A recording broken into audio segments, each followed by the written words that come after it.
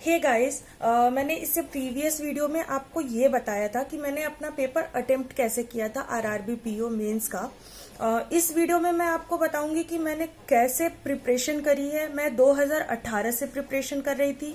मैंने काफी सारे प्री निकाले थे। 2018 में मेरा पहला पेपर निकला था जो कि आईबीपीएस पीओ का प्री था।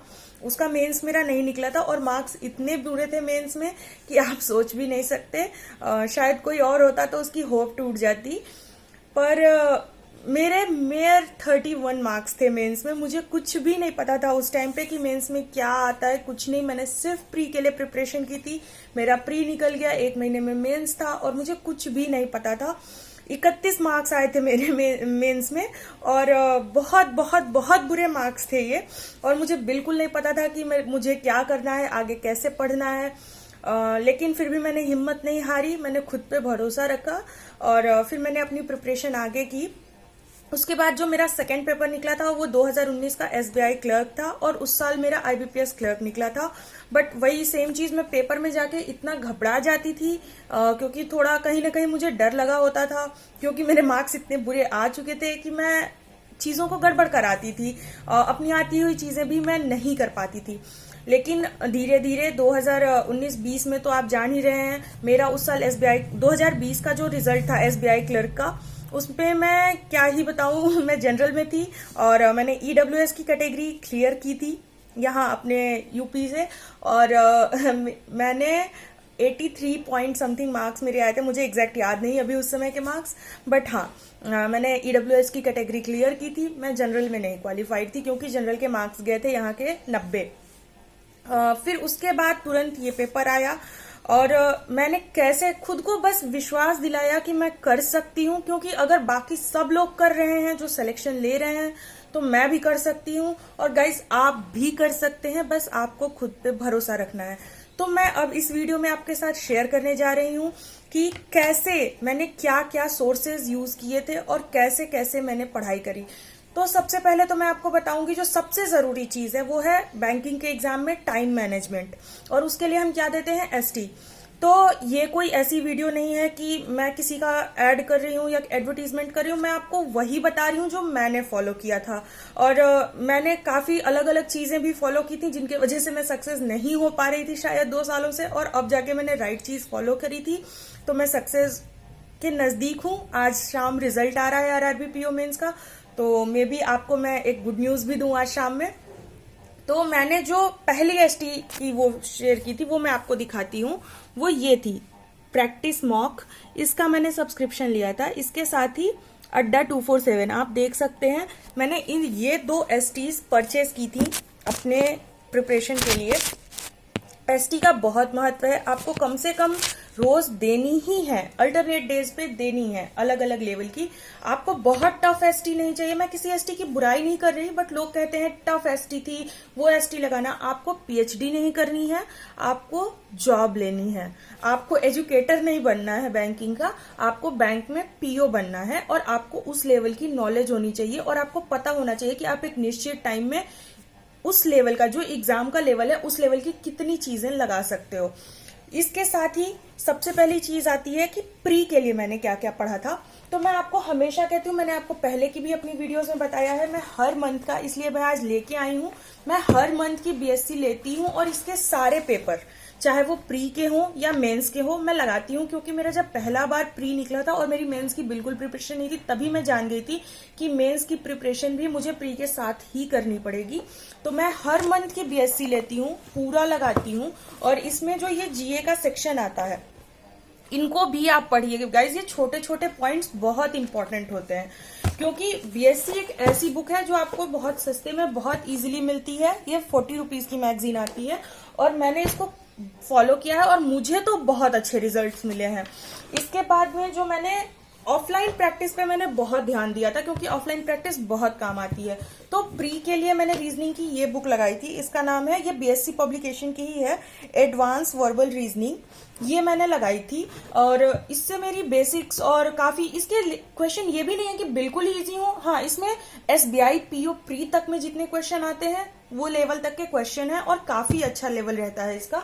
तो आप चाहो तो एक बार ट्राई कर सकते हो। मैं आपसे वही चीजें शेयर कर रही हूँ ऑथेंटिक जो मैंने किया था। इसके अलावा रीजनिंग के लिए मैंने मेंस जब प्रिपरेशन की थी तो मैं बीएससी की ही ये एक बुक थी मैजिकल बुक ऑन पजल, इसकी मेंस लेवल की पजल्स थी, काफी अच्छी अच्छी पजल्स थी। तो मैंने ये फॉलो किया था। इसके अलावा मैंने अनअकैडमी पे अंकुश लांबा सर को फॉलो किया था क्योंकि उनके पजल सॉल्व करने का जो तरीका है वो काफी अच्छा है। इसके साथ अब आ जाते हैं मैथ्स पे। तो गाइज मैं आपको बता दूं कि मेरा जो एक आप कह सकते हो कमजोर सेक्शन, कमजोर नहीं पर हाँ एवरेज सेक्शन है मेरा मैथ्स में मैं बहुत ज्यादा टॉपर नहीं हूँ, हाँ बट मेरे अच्छे मार्क्स आ जाते हैं। वो कैसे आते हैं, मैं ऑफलाइन प्रैक्टिस बहुत करती हूँ गाइज। आपको अगर अच्छे मार्क्स लाने हैं, मार्क्स कोई भी ला सकता है, बट अगर आपको अच्छे मार्क्स लाने हैं तो आपको ऑफलाइन प्रैक्टिस करनी ही पड़ेगी, आप उससे नहीं भाग सकते। तो मैं एसटी अपनी देती ही थी, मुझे अपने वीक पॉइंट्स पता चल जाते थे। आप एसटी दोगे, आपके वीक पॉइंट्स आपको पता है, आपसे बेटर आपका जज कोई नहीं है, आपको पता है कि आपके वीक पॉइंट्स कहाँ हैं। तो मैं ये बुक थी, बुक का नाम है मैथमेटिक्स, पब्लिकेशन है इसकी अग्रवाल एग्जाम कार्ड। ये बुक मैंने फॉलो करी थी। इसमें काफी सारे, मैंने आपको पहले भी दिखाया है, ये काफी सारे क्वेश्चंस मिल जाते थे।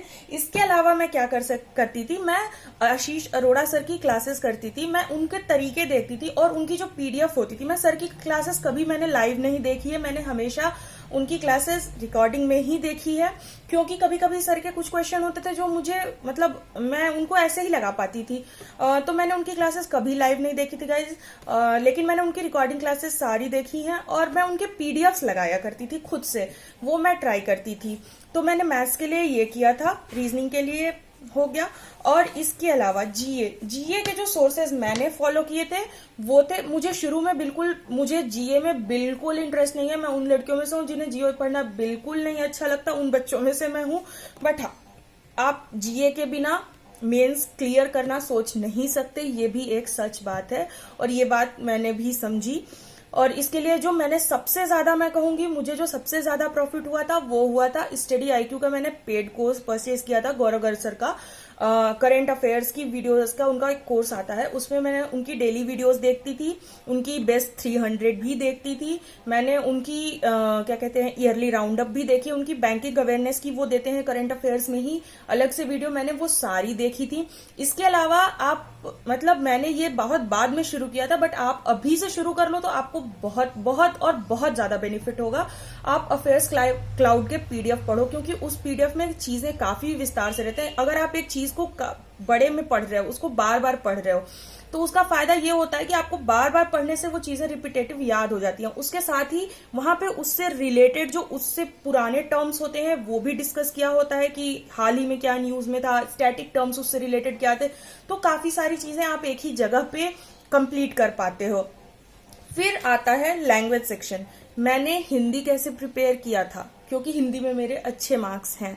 तो गाइज मैं आपको बता रही हूँ क्योंकि मेरी मदर जो है, मेरी माँ, वो हिंदी की सीनियर टीचर हैं, उन्होंने ही मुझे हमेशा से हिंदी पढ़ाई है और मैं अपनी हिंदी का सारा श्रेय उन्हें देती हूँ। पर जब अभी मैं घर से बाहर रह के प्रिपरेशन कर रही थी तो मम्मी के लिए मुझे पढ़ाना पॉसिबल नहीं था और मैं 12th के बाद से मैंने हिंदी टच भी नहीं करी थी, तो मेरे लिए एक काफी बड़ा टास्क था कि मैं कैसे हिंदी प्रिपेयर करूंगी एक ही महीने के अंदर में इतने सारे सब्जेक्ट्स के साथ में।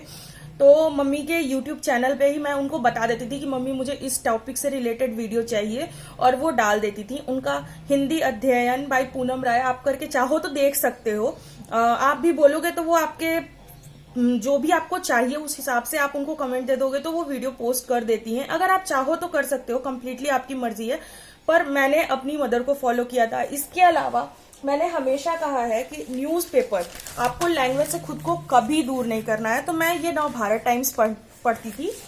इसको पढ़ने का तरीका, आपको ये फालतू की न्यूज नहीं पढ़नी है। आपने ये फर्स्ट पेज पढ़ा, आप गए, आपने ये पेज थोड़ा बहुत देख लिया, कोई जरूरी चीज है तो देख लिया, आपको ये वाहन चोरी और ये न्यूजें नहीं पढ़नी है, न्यूज ये सारी नहीं पढ़नी है। आपको पढ़ना है ये एडिटोरियल का पेज।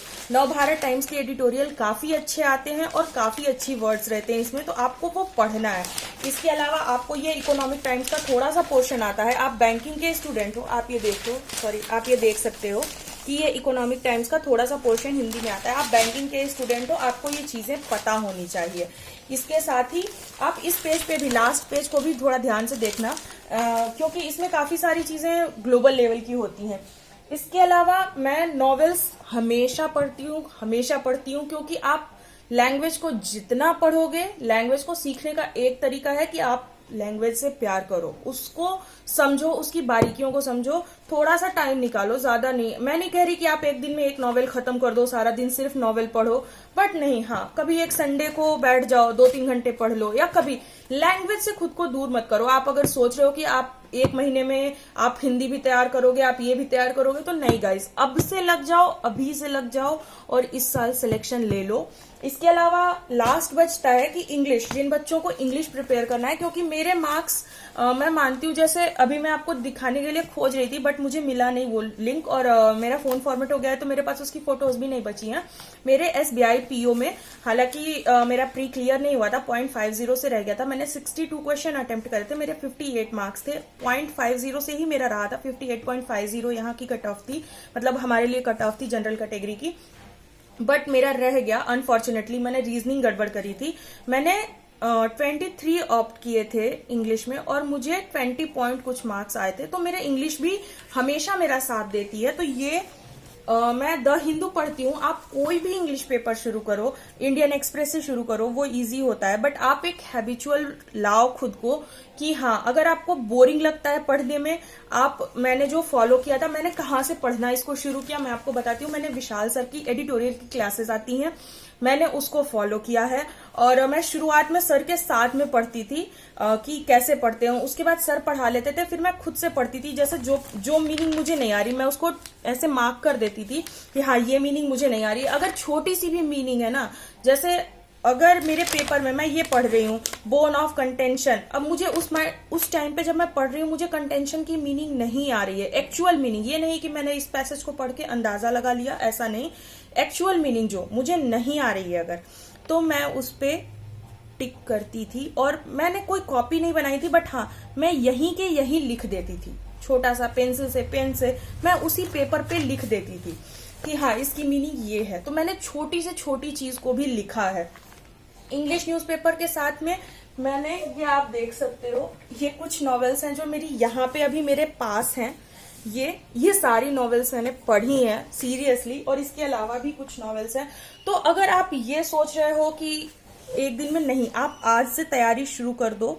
आज से, इस साल बहुत सारे एग्जाम्स आने वाले हैं। LIC असिस्टेंट आ रहा है, LIC AAO आ रहा है, RRB का, IBPS का पूरा सर्कुलर आ ही चुका है, SBI रिलीज होने वाला है। तो आप सोच के चलो कि आपको इस साल ये जॉब लेनी है, आप खुद पे विश्वास रखो, आप जॉब ले लोगे। मैंने आपको वो चीजें दिखाई हैं जो मैंने फॉलो की हैं, और होपफुली आज शाम में मैं आपको अपना पॉजिटिव रिजल्ट भी दिखाऊंगी आप सबकी दुआओं के साथ में। और थैंक यू गाइज, इस वीडियो को भी अपना बहुत सारा प्यार दीजिए, लाइक करिए, शेयर करिए, सब्सक्राइब करिए चैनल को। मैं एक एजुकेटर की तरह नहीं बोल रही हूँ, मैं आप लोगों में से ही थी।